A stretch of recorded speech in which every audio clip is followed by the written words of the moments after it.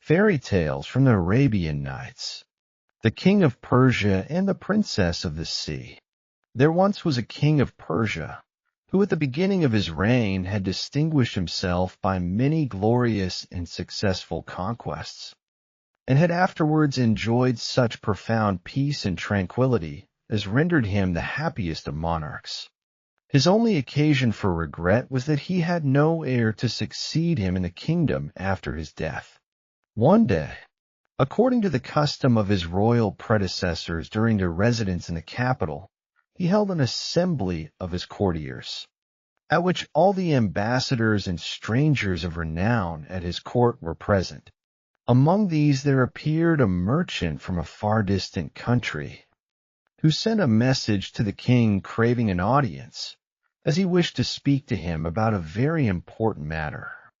The king gave orders for the merchant to be instantly admitted, and when the assembly was over and all the rest of the company had retired, the king inquired what was the business which had brought him to the palace. "Sire," replied the merchant, "I have with me, and beg your majesty to behold, the most beautiful and charming slave it would be possible to find if you searched every corner of the earth. If you will but see her, you will surely wish to make her your wife."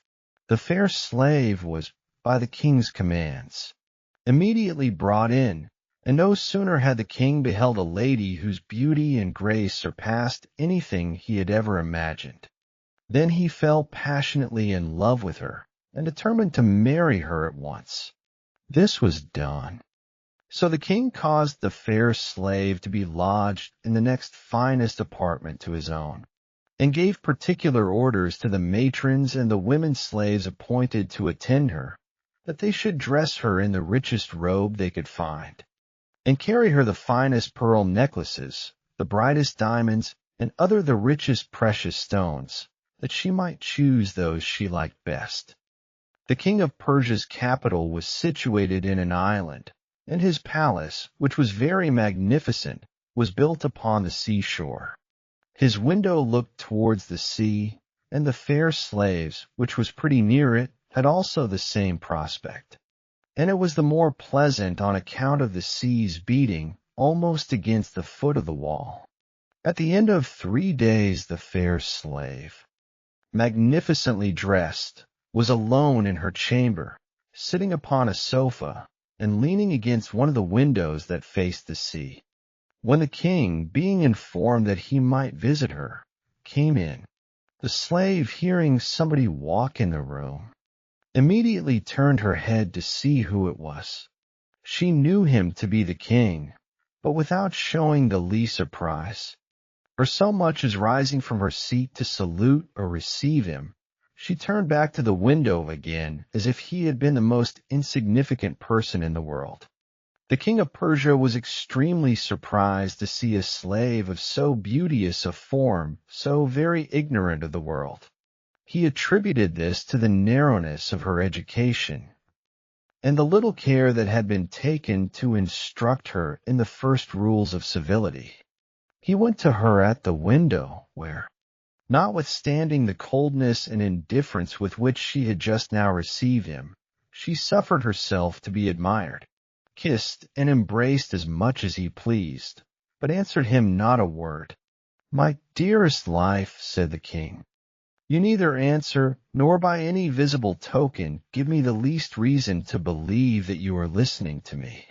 Why will you still keep to this obstinate silence, which chills me? Do you mourn for your country, your friends, or your relations? Alas, is not the king of Persia, who loves and adores you, capable of comforting and making you amends for the loss of everything in the world?"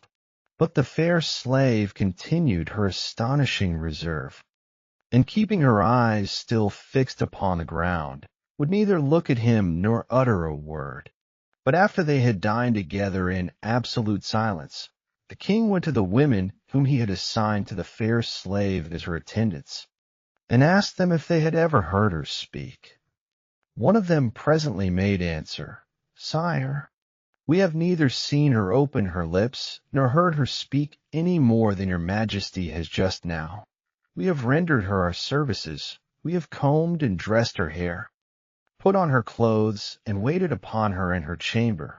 But she has never opened her lips, so much as to say, 'That is well,' or 'I like this.' We have often asked, 'Madam, do you want anything? Is there anything you wish for? Do but ask and command us.' But we have never been able to draw a word from her. We cannot tell whether her silence proceeds from pride, sorrow, stupidity, or dumbness. And this is all we can inform your majesty." The king of Persia was more astonished at hearing this than he was before. However, believing the slave might have some reason for sorrow, he endeavored to divert and amuse her, but all in vain. For a whole year she never afforded him the pleasure of a single word. At length, one day, there were great rejoicings in the capital, because to the king and his silent slave queen there was born a son and heir to the kingdom. Once more the king endeavored to get a word from his wife. "My queen," he said, "I cannot divine what your thoughts are, but, for my own part, nothing would be wanting to complete my happiness and crown my joy, but that you should speak to me one single word. For something within me tells me you are not dumb, and I beseech, I conjure you to break through this long silence, and speak but one word to me, and after that I care not how soon I die." At this discourse the fair slave, who, according to her usual custom, had hearkened to the king with downcast eyes, and had given him cause to believe not only that she was dumb, but that she had never laughed in her life, began to smile a little. The king of Persia perceived it with a surprise that made him break forth into an exclamation of joy, and no longer doubting but that she was going to speak. He waited for that happy moment with an eagerness and attention that cannot easily be expressed. At last the fair slave, breaking her long-kept silence, thus addressed herself to the king. "Sire," said she, "I have so many things to say to your majesty, that, having once broken silence, I know not where to begin.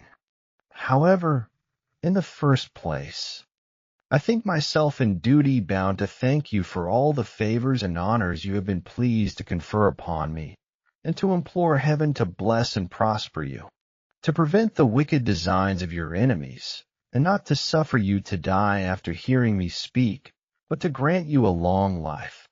Had it never been my fortune to have borne a child, I was resolved, I beg your majesty to pardon the sincerity of my intention, never to have loved you, as well as to have kept an eternal silence.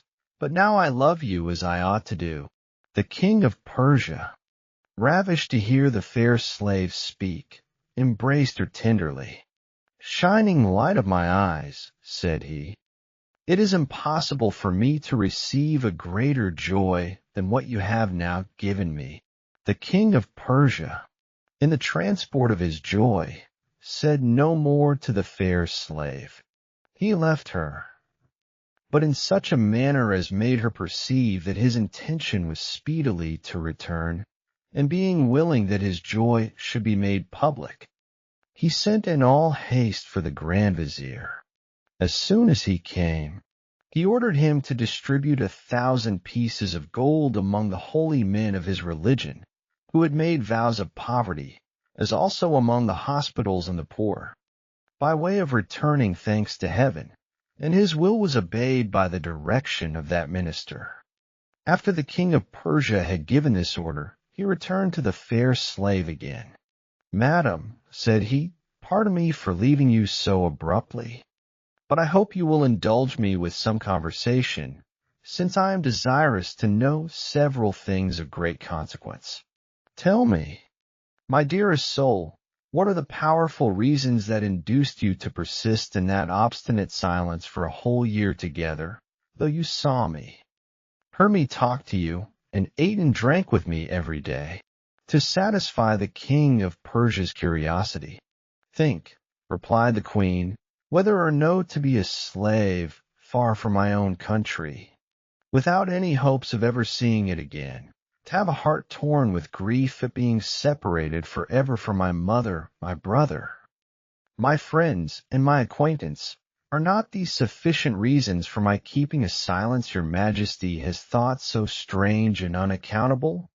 The love of our native country is as natural to us as that of our parents, and the loss of liberty is insupportable to everyone who is not wholly destitute of common sense, and knows how to set a value on it. Madam, replied the king, I am convinced of the truth of what you say. But till this moment I was of opinion that a person beautiful like yourself, whom her evil destiny had condemned to be a slave, ought to think herself very happy in meeting with a king for her master. Sire, replied the fair slave, whatever the slave is, there is no king on earth who can tyrannize over her will. But when this very slave is in nothing inferior to the king that bought her, your majesty shall then judge yourself of her misery and her sorrow, and to what desperate attempts the anguish of despair may drive her. The king of Persia, in great astonishment, said, Madam, can it be possible that you are of royal blood? Explain the whole secret to me, I beseech you, and no longer increase my impatience. Let me instantly know who are your parents, your brothers, your sisters, and your relations, but above all, what your name is. Sire, said the fair slave, my name is Gulnar, Rose of the Sea, and my father, who is now dead, was one of the most potent monarchs of the ocean. When he died, he left his kingdom to a brother of mine named Salah, and to the queen, my mother, who is also a princess, the daughter of another powerful monarch of the sea. We enjoyed a profound peace and tranquillity through the whole kingdom, till a neighboring prince, envious of our happiness, invaded our dominions with a mighty army, and penetrating as far as our capital, made himself master of it. And we had but just time enough to save ourselves in an impenetrable and inaccessible place, with a few trusty officers who did not forsake us in our distress. In this retreat my brother contrived all manner of ways to drive the unjust invader from our dominions. One day, sister, said he, I may fail in the attempt I intend to make to recover my kingdom, and I shall be less concerned for my own disgrace than for what may possibly happen to you. To prevent it, and to secure you from all accident, I would fain see you married first, but in the miserable condition of our affairs at present, I see no probability of matching you to any of the princes of the sea, and therefore I should be very glad if you would think of marrying some of the princes of the earth. I am ready to contribute all that lies in my power towards it, and I am certain there is not one of them, however powerful, but will be proud of sharing his crown with you. At this discourse of my brother's, I fell into a violent passion. Brother, said I, you know that I am descended, as well as you, by both father's and mother's side, from the kings and queens of the sea, without any mixture of alliance with those of the earth. Therefore I do not intend to marry below myself, any more than they did. The condition to which we are reduced shall never oblige me to alter my resolution, and if you perish in the execution of your design, I am prepared to fall with you, rather than to follow the advice I so little expected from you. My brother, who was still earnest for the marriage, however improper for me, endeavored to make me believe that there were kings of the earth who were nowise inferior to those of the sea. This put me into a more violent passion, which occasioned him to say several bitter words that stung me to the quick. He left me as much dissatisfied with myself as he could possibly be with me, and in this peevish mood I gave a spring from the bottom of the sea up to the island of the moon. Notwithstanding the violent displeasure that made me cast myself upon that island, I lived content in retirement. But in spite of all my precautions, a person of distinction, attended by his servants, surprised me sleeping, and carried me to his own house, and wished me to marry him. When he saw that fair means would not prevail upon me, he attempted to make use of force, but I soon made him repent of his insolence. So at last he resolved to sell me, which he did to that very merchant who brought me hither and sold me to your majesty. This man was a very prudent, courteous, humane person, and during the whole of the long journey never gave me the least reason to complain. As for your majesty, continued Queen Gulner, if you had not shown me all the respect you have hitherto paid, and given me such undeniable marks of your affection that I can no longer doubt of it, I hesitate not to tell you plainly that I should not have remained with you. I would have thrown myself into the sea out of this very window, and I would have gone in search of my mother, my brother, and the rest of my relations, and therefore I hope you will no longer look upon me as a slave, but as a princess worthy of your alliance. After this manner Queen Gulner discovered herself to the king of Persia. And finish your story? My charming, my adorable queen, cried he, what wonders have I heard? I must ask 1,000 questions concerning those strange and unheard of things which you have related to me. I beseech you to tell me more about the kingdom and people of the sea, who are altogether unknown to me. I have heard much talk, indeed, of the inhabitants of the sea, but I always looked upon it as nothing but a tale or fable. But by what you have told me, I am convinced there is nothing more true, and I have a very good proof of it in your own person, who are one of them, and are pleased to condescend to be my wife, which is an honor no other inhabitant on the earth can boast of besides myself. There is one thing yet which puzzles me. Therefore I must beg the favor of you to explain it.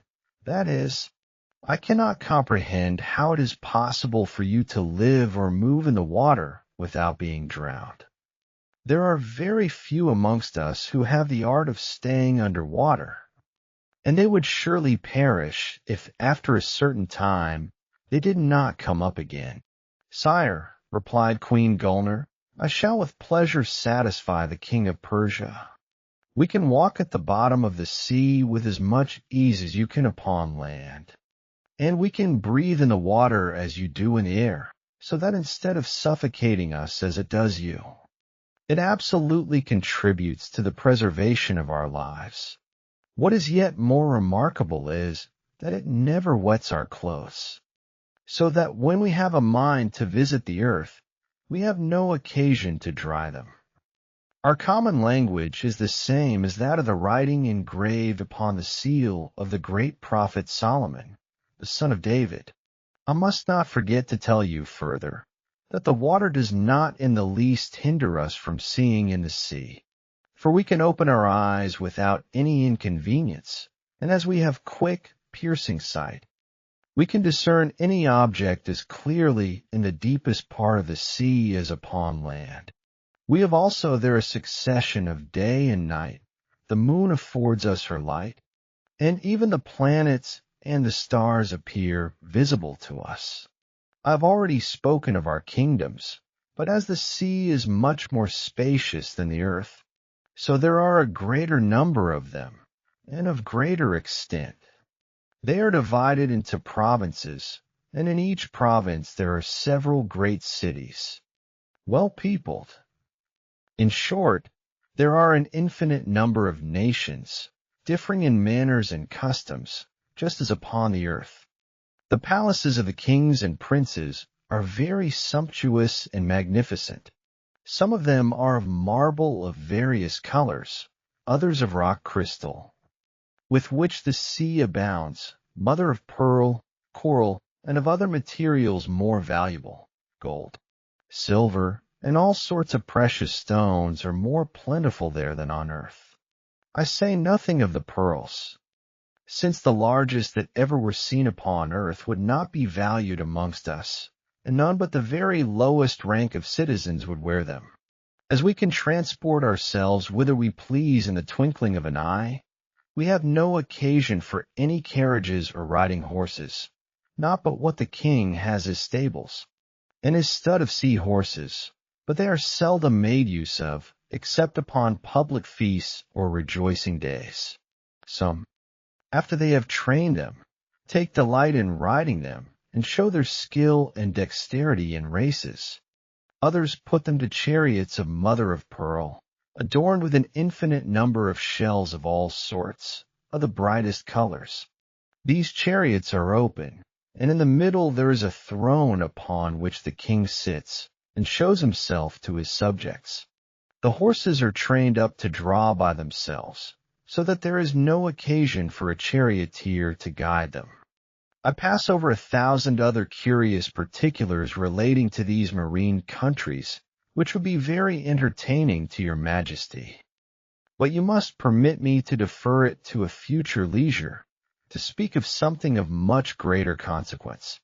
I should like to send for my mother and my cousins, and at the same time to desire the king my brother's company, to whom I have a great desire to be reconciled. They will be very glad to see me again, after I have related my story to them. And when they understand I am wife to the mighty king of Persia, I beseech your majesty to give me leave to send for them. I am sure they will be happy to pay their respects to you, and I venture to say you will be extremely pleased to see them. Madam, replied the king of Persia, you are mistress. Do whatever you please. I will endeavor to receive them with all the honors they deserve. But I would fain know how you would acquaint them with what you desire, and when they will arrive, that I may give orders to make preparation for their reception, and go myself in person to meet them. Sire, replied the Queen Gulnar, there is no need of these ceremonies. They will be here in a moment, and if your majesty will but look through the lattice, you shall see the manner of their arrival. Queen Gulnar then ordered one of her women to bring her a brazier with a little fire. After that she bade her retire and shut the door. When she was alone, she took a piece of aloes out of a box and put it into the brazier. As soon as she saw the smoke rise, she repeated some words unknown to the king of Persia, who from a recess observed with great attention all that she did. She had no sooner ended than the sea began to be disturbed. At length the sea opened at some distance, and presently there rose out of it a tall, handsome young man with mustaches of a sea-green color. A little behind him a lady advanced in years, but of a majestic air, attended by 5 young ladies, nowise inferior in beauty to the Queen Gulnar. Queen Gulnar immediately went to one of the windows, and saw the king her brother, the queen her mother, and the rest of her relations, who at the same time perceived her also. The company came forward, borne, as it were, upon the surface of the waves. When they came to the edge, they nimbly, one after another, sprang up to the window, from whence Queen Gulnar had retired to make room for them. King Saleh, the queen her mother, and the rest of her relations, embraced her tenderly, with tears in their eyes, on their first entrance. After Queen Gulnar had received them with all imaginable honor, and made them sit down upon a sofa, the queen her mother addressed herself to her. Daughter, said she, I am overjoyed to see you again after so long an absence, and I am confident that your brother and your relations are no less so. Your leaving us without acquainting anybody with it involved us in inexpressible concern, and it is impossible to tell you how many tears we have shed upon that account. We know of no other reason that could induce you to take such a surprising step. But what your brother told us of the conversation that passed between him and you. The advice he gave you seemed to him at that time very advantageous for settling you handsomely in the world, and very suitable to the then posture of our affairs. If you had not approved of his proposal, you ought not to have been so much alarmed, and give me leave to tell you, you took the thing in a quite different light from what you ought to have done. But no more of this. We and you ought now to bury it forever in oblivion. Give us an account of all that has happened to you since we saw you last, and of your present situation, but especially let us know if you are satisfied." Queen Gulnar immediately threw herself at her mother's feet, and after rising and kissing her hand, "I own," said she, "I have been guilty of a very great fault, and I am indebted to your goodness for the pardon which you are pleased to grant me." She then related the whole of what had befallen her since she quitted the sea.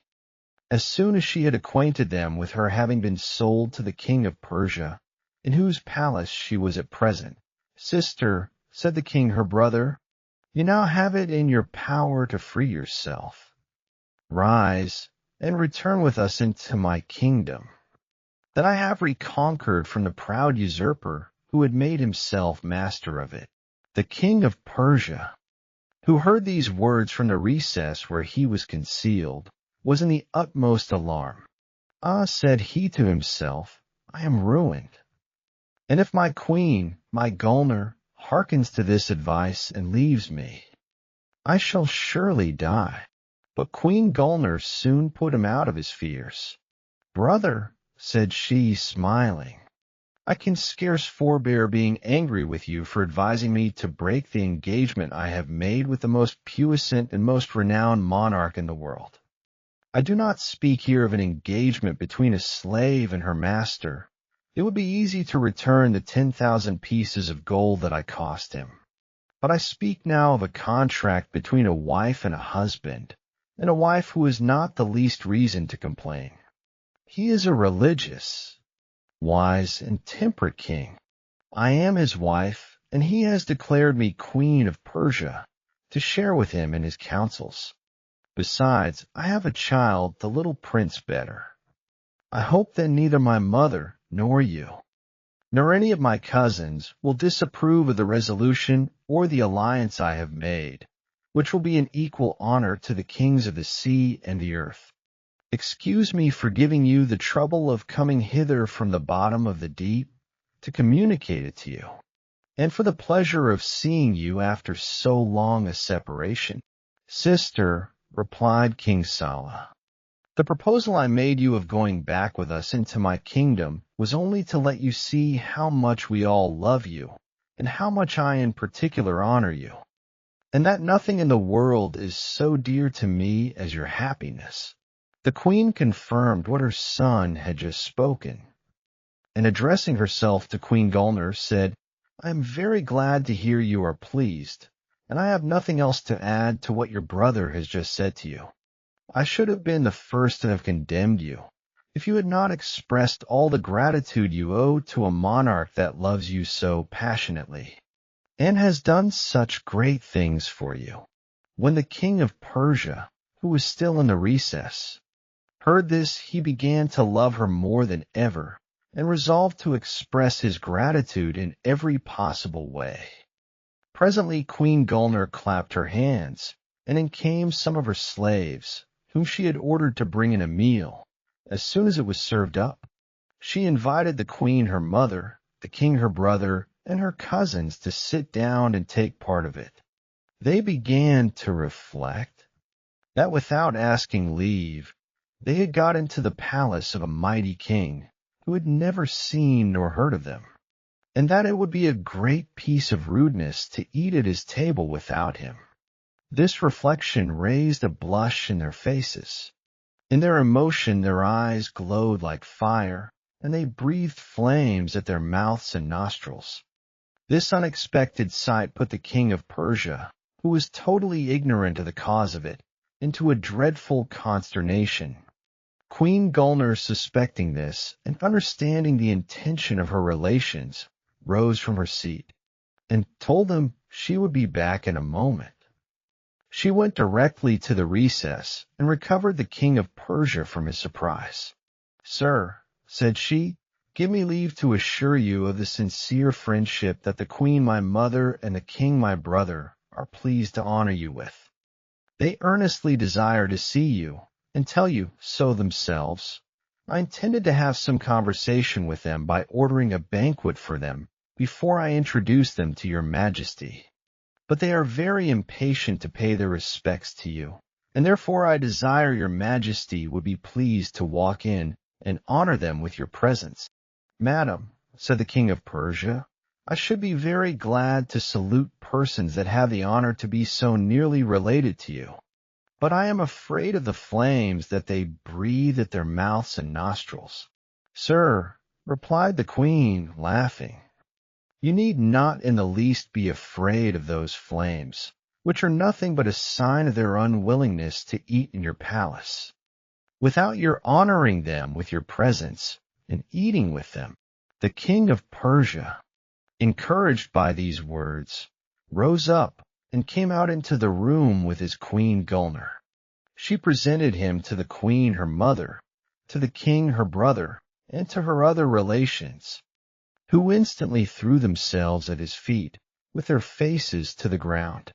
The king of Persia ran to them, and lifting them up, embraced them one after another. After they were all seated, King Saleh began, Sir, said he to the king of Persia, we are at a loss for words to express our joy to think that the queen, my sister, should have the happiness of falling under the protection of so powerful a monarch. We can assure you she is not unworthy of the high rank you have been pleased to raise her to, and we have always had so much love and tenderness for her, that we could never think of parting with her to any of the puissant princes of the sea, who often demanded her in marriage before she came of age. Heaven has reserved her for you, sir, and we have no better way of returning thanks to it for the favor it has done her, than by beseeching it to grant your majesty a long and happy life with her, and to crown you with prosperity and satisfaction. Certainly, replied the king of Persia, I cannot sufficiently thank either the queen her mother or you, prince, or your whole family, for the generosity with which you have consented to receive me into an alliance so glorious to me as yours. So saying, he invited them to take part of the luncheon, and he and his queen sat down at the table with them.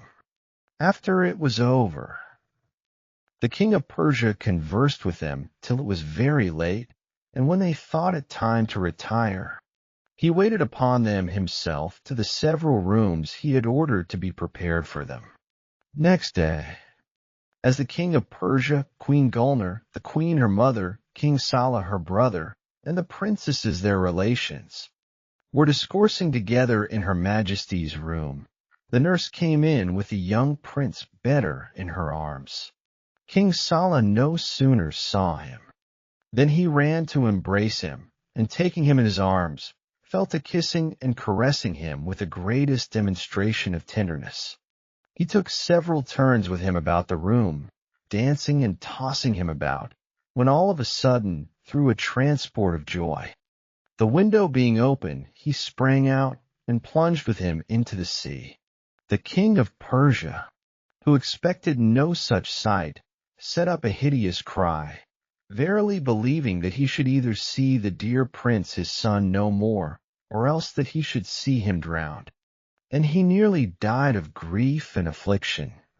Sir, said Queen Gulnar with a quiet and undisturbed countenance, the better to comfort him, let your majesty fear nothing.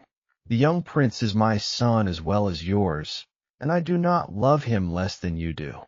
You see, I am not alarmed.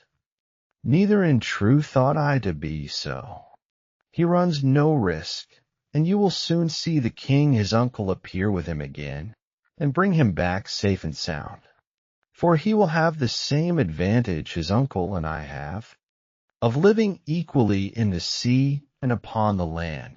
The queen his mother and the princesses his relations confirmed the same thing. Yet all they said had no effect on the king's fright, from which he could not recover till he saw Prince Bedr appear again before him. The sea at length became troubled, when immediately King Saleh arose with the young prince in his arms, and holding him up in the air, he re-entered at the same window he went out at, the king of Persia being overjoyed to see Prince Bedr again, and astonished that he was as calm as before he lost sight of him. King Saleh said, Sir, was not your majesty in a great fright? when you first saw me plunge into the sea with the prince my nephew. Alas, Prince, answered the king of Persia, I cannot express my concern. I thought him lost from that very moment, and you now restore life to me by bringing him again. I thought as much, replied King Saleh, though you had not the least reason to apprehend any danger, for, before I plunged into the sea with him, I pronounced over him certain mysterious words, which were engraven on the seal of the great Solomon, the son of David. We do the same to all those children that are born in the regions at the bottom of the sea, by virtue of which they receive the same privileges that we have over those people who inhabit the earth. From what your majesty has observed, you may easily see what advantage your son Prince Bedr has acquired by his birth, for as long as he lives, and as often as he pleases, he will be at liberty to plunge into the sea and traverse the vast empires it contains in its bosom. Having so spoken, King Saleh, who had restored Prince Bedr to his nurse's arms, opened a box he had fetched from his palace in the little time he had disappeared. It was filled with 300 diamonds, as large as pigeons' eggs, a like number of rubies of extraordinary size, as many emerald wands, each half a foot long, and 30 strings or necklaces of pearl, consisting each of 10 feet. Sir, said he to the king of Persia, presenting him with this box, when I was first summoned by the queen my sister, I knew not what part of the earth she was in, or that she had the honor to be married to so great a monarch. This made us come empty-handed, as we cannot express how much we have been obliged to your majesty. I beg you to accept this small token of gratitude in acknowledgment of the many particular favors you have been pleased to show her. It is impossible to express how greatly the king of Persia was surprised at the sight of so much riches enclosed in so little compass. What, prince, cried he, do you call so inestimable a present a small token of your gratitude? I declare once more, you have never been in the least obliged to me, neither the queen your mother nor you. Madam, continued he, turning to Gulnar, the king your brother has put me into the greatest confusion, and I would beg of him to permit me to refuse his present, were I not afraid of disobliging him. Do you therefore endeavor to obtain his leave, that I may be excused accepting it? Sir, replied King Saleh, I am not at all surprised that your majesty thinks this present so extraordinary. I know you are not accustomed upon earth to see precious stones of this quality and quantity, but if you knew, as I do, the mines whence these jewels were taken, and that it is in my power to form a treasure greater than those of all the kings of the earth, you would wonder we should have the boldness to make you a present of so small a value. I beseech you, therefore, not to regard it in that light, but on account of the sincere friendship which obliges us to offer it to you, not to give us the mortification of refusing it. This obliged the king of Persia to accept the present, for which he returned many thanks both to King Saleh and the queen his mother. A few days after, King Saleh gave the king of Persia to understand that the queen his mother, the princesses his relations, and himself could have no greater pleasure than to spend their whole lives at his court, but that having been so long absent from their own kingdom, where their presence was absolutely necessary, they begged of him not to take it ill if they took leave of him and Queen Gulnar. The king of Persia assured them he was very sorry that it was not in his power to return their visit in their own dominions, but he added, as I am verily persuaded you will not forget Queen Gulnar, but come and see her now and then. I hope I shall have the honor to see you again more than once. Many tears were shed on both sides upon her separation. King Saleh departed first, but the queen his mother and the princesses his relations were fain to force themselves in a manner from the embraces of Queen Gulnar, who could not prevail upon herself to let them go.